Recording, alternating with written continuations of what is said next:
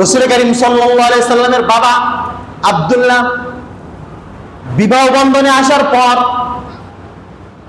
যখন আমিনার পেটে মুহাম্মদ সাল্লাল্লাহু আলাইহি সাল্লাম আসছেন,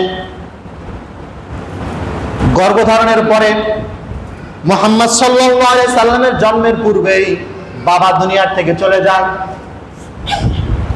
দুনিয়াতে আসার আগেই নবী দুনিয়াতে আসবেন, দুনিয়াতে আসার আগেই বাবার থেকে তিনি এতিম। আশ্চর্য কিছু ঘটনা আছেন। আমিনার পেটে যখন মুহাম্মদ সাল্লাল্লাহু আলাইহি সাল্লামকে তিনি ধারণ করেছেন,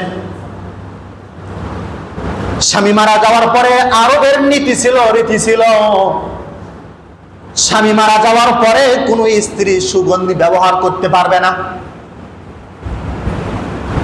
কিন্তু যেদিন থেকে মুহাম্মদ সাল্লাল্লাহু আলাইহি সাল্লামকে আমিনা ধারণ করেছে পেটে, সেদিন থেকে কোনো সুগন্ধি ব্যবহার করতে হয় না।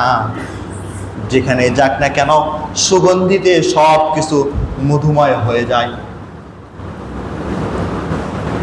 রাস্তা দিয়ে যখন যায়, অলৌকিক কিছু ঘটনা। রাস্তায় যখন বের হয়েছে আমিনা, পাড়া প্রতিবেশী যখন দেখলো যে আমিনার শরীর থেকে সুগন্ধি আসে, আর এমন সুগন্ধি আরব বিশ্বের কোথাও নাই। কয়েকদিন আগে স্বামী মারা গেছে, সমাজের মধ্যে যখন কানাঘুষা শুরু হয়ে গেল, কয়েকদিন একত্রিত হয়ে আব্দুল মুত্তালিবের কাছে চলে আসছে বিচার দেওয়ার জন্য যে আপনার পুত্রবধূ কয়েকদিন আগেই স্বামী মারা গেছে, সুগন্ধি তো ব্যবহার করা যায় না, সে এমন সুগন্ধি কোথায় পায়? সেই সুগন্ধি ব্যবহার করে ঘোরাফেরা করে কেন? তার কি মনের ভেতরে কোনো দুঃখ নাই, বেদনা নাই? আব্দুল মুত্তালিব কথাটা শোনার পরে নিজের স্ত্রীকে ডাক দিয়েছেন, শোনো, তোমার পুত্রবধূ এমন কাজ কেন করতেছে যার কারণে সমাজের মধ্যে আমার নাক কাটা যাচ্ছে? তখন আব্দুল মুত্তালিবের স্ত্রী ডাক দিয়ে বলে, এই কথাটা তো আমিও তাকে বলতে চাই, কিন্তু সাহস পাই না, বলবো কিভাবে? যখন আমিনা গোসলখানা থেকে বের হয়ে আসে, আমি যখন গোসলখানায় ঢুকি, গোসলখানার মধ্যে কে যেন এমন পারফিউম, এমন সুগন্ধি ছড়িয়ে রাখছে যে সুগন্ধি এখন পর্যন্ত আমরা বিশ্বে এই আরবের বুকে কখনো আমি পাই নাই এমন সুগন্ধি। কিন্তু তাকে যে জিজ্ঞাসা করব এ সাহস হয় না। আজ যখন তুমিও আপনিও বললেন এই কথাটা, তাহলে দুজন মিলে আমি তাকে ডাক দেই। দুজন মিলে তখন ডাক দেওয়া হলো। আব্দুল মুত্তালিব এবং তার স্ত্রী একত্রিত হয়ে পুত্রবধূকে ডাক দিয়ে নিয়ে আসছে। ওগো মা, তুমি এমন কাজ কেন করতেছো যার কারণে আমাদের নাক কাটা যাচ্ছে, সমাজে মুখ দেখাইতে পারবো না? তুমি এমন সুগন্ধি ব্যবহার করো কেন? আমিনা তখন ডাক দিয়ে বলতেছে, আব্বা, সুগন্ধি তো আমি ব্যবহার করি না। যেদিন থেকে আমি পেটে ধারণ করেছি ওই দিন থেকে আমি কোনো সুগন্ধি ব্যবহার করি নাই। যা সুগন্ধি এই পেটের মধ্য থেকেই আছে, যা সুগন্ধি এই পেটে যা আছে, যে আছে তার মাধ্যমে আসেন। যেদিন থেকে আমি পেটে সন্তান ধারণ করেছি ওই দিন থেকে যখন আমি বাইরে বের হই, এই মক্কার উত্তপ্ত তাপে, সূর্যের তাপে বালুর উপরে যখন আমি পা দেই, ওই বালুটা ঠান্ডা হয়ে যায়। রাস্তায় দিয়ে যখন যায়, পাথরের উপরে পা পড়লে পাথরটা মোমের মতো গলে যায়। বাচ্চা ধারণ করার আগে আমি যখন মক্কার কূপে পানি নেওয়ার জন্য যাইতাম, রশি দিয়ে বালতি নিচে ফেলতে হতো, তারপরে পানি উঠাইতে হতো কষ্ট করে। কিন্তু যেদিন থেকে আমি সন্তান পেটে ধারণ করেছি, কূপের কিনারায় যাওয়ার আগে কূপের পানি আমার জন্য অপেক্ষা করে। সেদিন থেকে আমার আর বালতিতে পানি উঠাইতে হয় না। মক্কার মহিলারা ডাকতে বলে, আমি না, তুমি শুধু কূপের পাড়ে দাঁড়িয়ে থাকবে, তোমার পানি উঠানোর দরকার নাই, তোমার বালতি হয়ে তোমার বাড়িতে পৌঁছে দেবো, তুমি শুধু এতটুকু করবে, কিনারায় দাঁড়িয়ে থাকবে। কারণ তুমি এই কিনারা থেকে চলে গেলেই পানি তো আবার নিচে চলে যাবে, আমাদের কষ্ট করে বালতি দিয়ে পানি উঠাইতে হবে। মুহাম্মদ সাল্লাল্লাহু আলাইহি সাল্লামের জীবনে জন্মের পূর্বে কত অলৌকিক ঘটনা ঘটে গিয়েছে। যখন দুনিয়াতে আসবেন, যেদিন দুনিয়াতে আসবেন, দুনিয়াতে যখন কোনো বাচ্চা জন্মগ্রহণ করেন, সেই ঘরে কি সুগন্ধ হয় না দুর্গন্ধ হয়? বলেন না কেন? আপনার আমার ঘরে যখন বাচ্চা জন্মগ্রহণ করে, যেই ঘরে নিঃশ্বাস নেওয়া যায়, গন্ধ হয় না? গন্ধ হয় কি না? রক্ত, পানি, পুরো ঘর নষ্ট হয়ে যায়। অথচ যেদিন মুহাম্মদ সাল্লাল্লাহু আলাইহি সাল্লাম দুনিয়াতে আসবেন, কে যেন নাভি কেটে দুনিয়াতে বের করে দিয়েছে। শরীরে কোনো রক্ত নাই, কোনো পানি নাই। আমিনা বলতেছে, আমি তো শুনেছি বাচ্চা জন্মগ্রহণের সময় এত কষ্ট হয়, কিন্তু যেদিন আমি মুহাম্মদ সাল্লাল্লাহু আলাইহি সাল্লামকে জন্ম দিয়েছি, কোনো কষ্টই আমার অনুভব হয়নি। যখন পুরুষ বাচ্চা জন্মগ্রহণ করে, ছেলে বাচ্চা পৃথিবীতে আসার পরে তাকে খতনা করে দিতে হয়, অথচ যেদিন মুহাম্মদ সাল্লাল্লাহু আলাইহি সাল্লাম জন্মগ্রহণ করেছে, ওই দিনকে যেন সুন্দর করে খতনা করে দুনিয়াতে পাঠিয়ে দিয়েছে। অসংখ্য ঘটনা আছে। নবীর মর্যাদা যদি বর্ণনা করা শুরু করা হয়,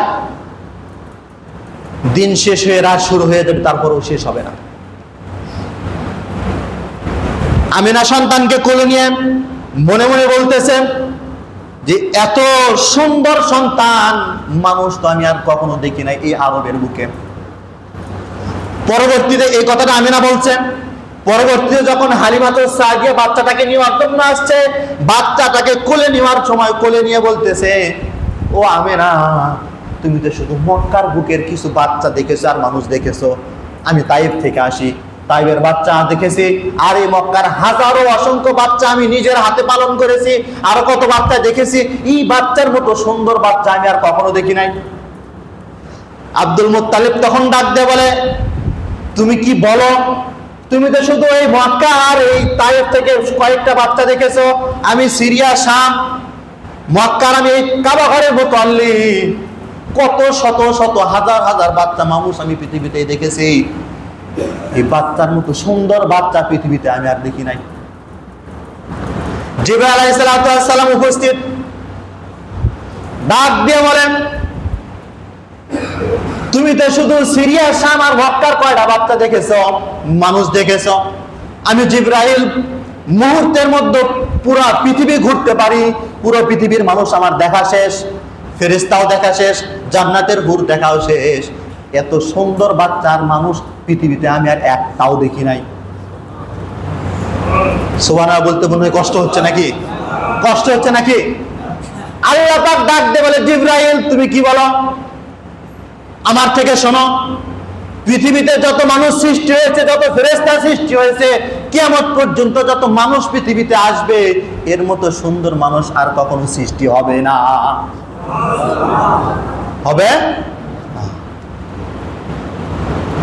নবীর গুণগান, নবীর মর্যাদা যতই বর্ণনা করবো, সুবহানাল্লাহ বের হবে, সুবহানাল্লাহ বের হবে, কোনো বিরোধিতা আসবে না। আবুল আহাব মুহাম্মদ সাল্লাল্লাহু আলাইহি সাল্লামের পাড়া প্রতিবেশী চাচা নাকি আপন চাচা?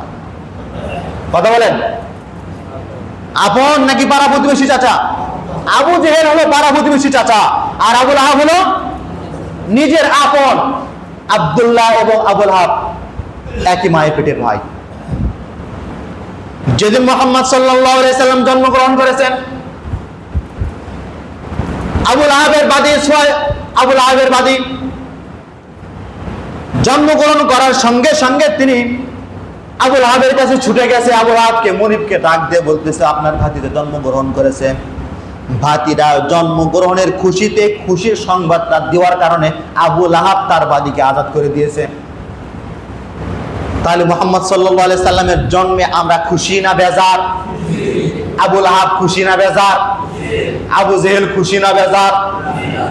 কাফেররা খুশি না বেজার? খুশি না বেজার?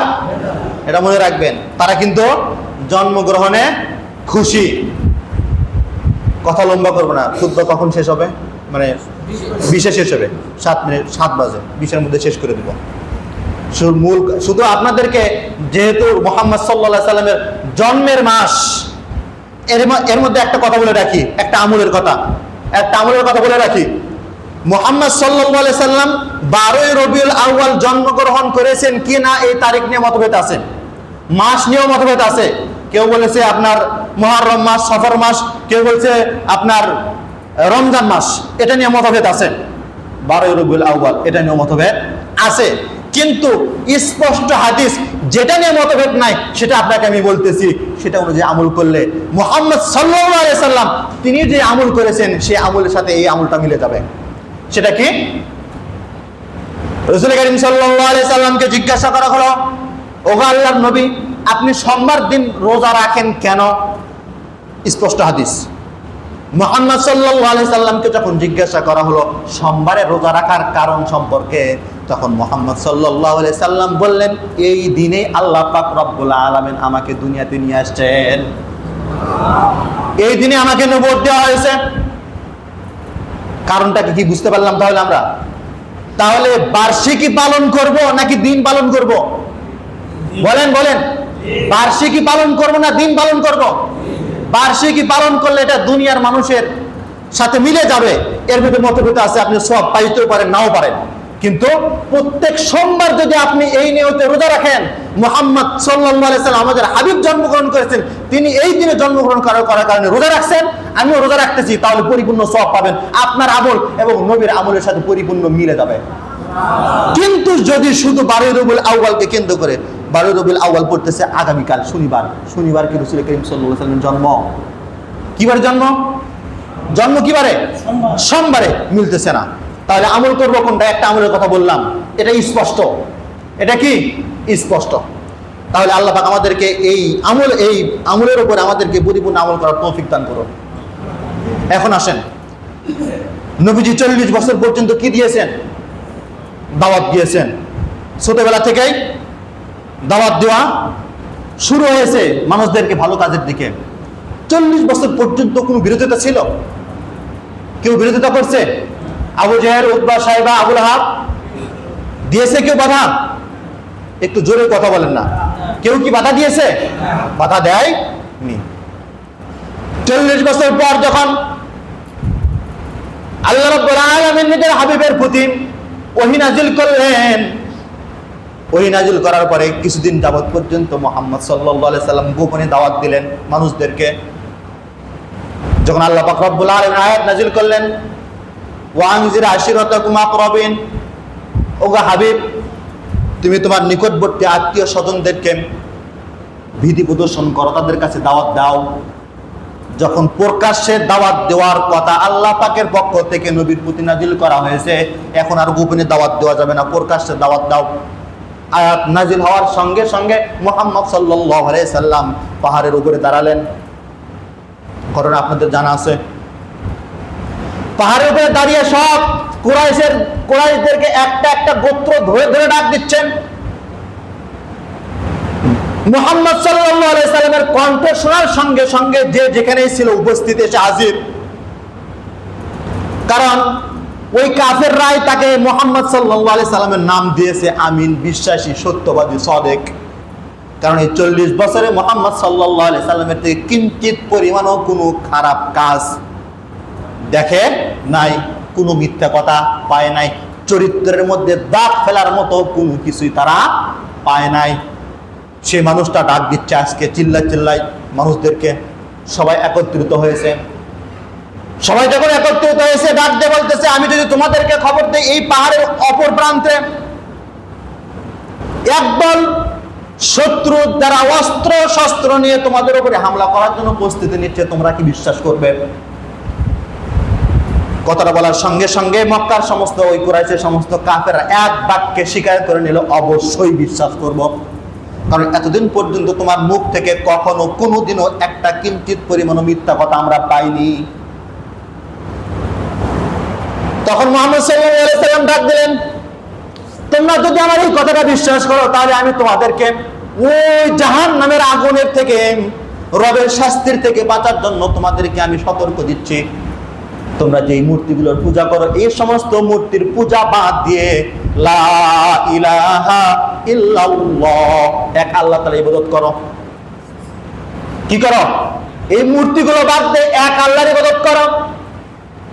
যখন এই কথাটা বলা হয়েছে, যে চাচা খুশি হয়েছিল আবু লাহাব, কথাটা শোনার সঙ্গে সঙ্গে পাথর উঠিয়ে নিয়ে বলতেছে, তাব্বাল্লাকা আলী হাযা জামাতানা, হে মুহাম্মদ, তুমি কি আমাদেরকে এই জন্য এখানে উপস্থিত করেছো? তুমি ধ্বংস হও। মুহাম্মদ, তুমি কি এই জন্য আমাদেরকে ডেকেছো যে আমরা আমাদের বাপদাদার মূর্তিগুলো বাদ দিয়ে তুমি কোথা থেকে আজ 40 বছর পরে এখন এক রবের ইবাদত করার জন্য আমাদেরকে ডাকতেছো? তুমি কি আমাদেরকে এই জন্যই ডাকছো? তুমি ধ্বংস হও। আবুল হক বলছে হাবিবকে, রাসূলকে সাল্লাল্লাহু আলাইহি সাল্লামকে ধ্বংস হওয়ার কথা। আল্লাহ পাক কি করলেন? পুরো সূরা একটা নাজিল করে দিলেন, সূরা লাহাব। তাব্বাত ইয়াদা আবি লাহাবিন ওয়া তাব। আবু লাহাবের 2 হাত ধ্বংস হোক, সে নিজে ধ্বংস হোক, তার ধন সম্পদ যা আছে সব ধ্বংস হোক। আচ্ছা বলুন তো, যেই চাচা জন্মে খুশি হয়েছে, ওই চাচার কাছেই যখন ওই মানুষটা এক রবের দাওয়াত দিল, সে শত্রু হলো কিনা? শত্রু হলো কিনা? এখন আমি আপনাকে একটা কথা বলি, এই পৃথিবীতে, আমার এই দেশে প্রত্যেক বছর কেন, বছরের 365 দিনই যদি নবীর জন্মে খুশি হয়ে ছুটি দিয়ে আনন্দ প্রকাশ করা হয়, আর ওই নবীর আনিত দিন ধর্মকে এই দেশে প্রতিষ্ঠা করার জন্য কাজ যদি না করা হয়, ওই জন্ম পালন করে নবীর শাফাত পাওয়া যাবে না। পাবেন? পাওয়া যাবে?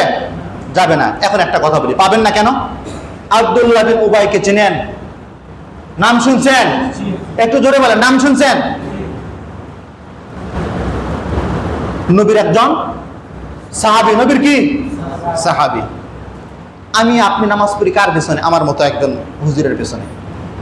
কিন্তু আব্দুল্লাহ উবাই পেছনে নামাজ পড়ছে কার? নবীর পেছনে নামাজ পড়ছে কাবা ঘরে, মদিনাতে নবীর পেছনে নামাজ পড়ছে। সাহাবাদের কাতারে ছিল, নামাজ ছিল, রোজা ছিল, হজ ছিল, যাকাত ছিল, ভালো কাজ ছিল, দান সদকা ছিল।